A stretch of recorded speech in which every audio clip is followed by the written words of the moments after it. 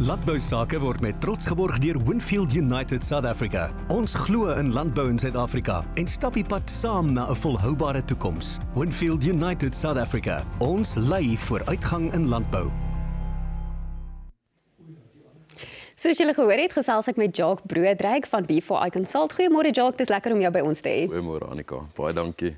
Jacques, wat doen B4I Consult? Annika, so B4I Consult help ondernemings met die swart ekonomiese bemagtiging in hulle besighede.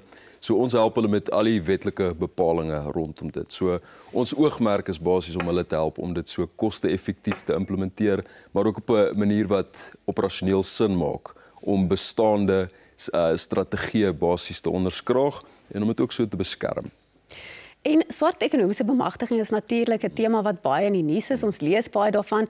Wat sal jy sê is op die oomblik iets wat 'n groot impak kan hê as dit kom by swart ekonomiese bemagtiging? Wel, op hierdie stadium is daar groot omstredenheid rondom die transformasiefonds. So die konsepdokument wat ons gesien het van die regering wat hulle gepubliseer het, beoog hulle om bykans 100 biljoen rand in te samel oor 'n tydperk van 5 jaar en dan dit sal dan nou ook weer gebruik word en geïmplementeer word teenoor besighede wat swart eienaarskap het, swart beheer het en daar's verskeie industrieë en sektore reeds geoogmerk om deel te vorm wat moet bydra tot hierdie fonds. Dit sluit in landbou, konstruksie en so meer, ja. So hierdie transformasiefonds, waarvoor gaan die geld gebruik word? Wat wil die regering daarmee doen?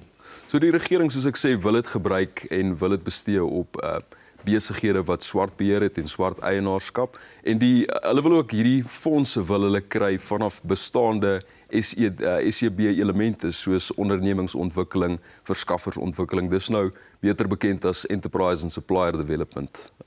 So die fondse moet van daar af kom, ja. En wat sal jy sê gaan die impak wees hiervan op besighede?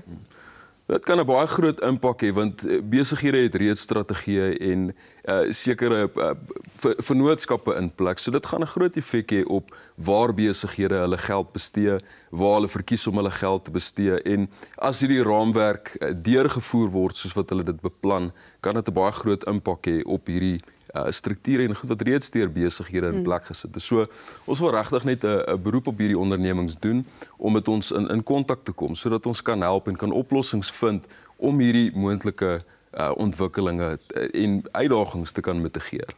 So is dit dan iets wat besighede kan doen? Is daar enigiets wat hulle kan doen om dit te verhoed? Jy het nou gesê hulle moet met julle in kontak tree, so daar is oplossings vir besighede daar buite wat met hierdie te doen het. Ja, absoluut. B4I Consult, ons spesialiseer in dit. Ons het raad, ons het advies en oplossings. So ons wil besighede help om nou proaktief op te tree om hulle posisie te herevalueer en om so hulle op die voorvoet te kry sodat hulle kan mededingend kan kompeteer in die ekonomie en dan sodoende selfs in uitdagende omstandighede kan floreer, ja. Jacques, baie dankie dat jy met ons kom gesels het oor hierdie tema wat soos ek sê heelwat in die nuus is en dit beïnvloed soveel besighede daar buite, so dankie daarvoor. Baie dankie Annika.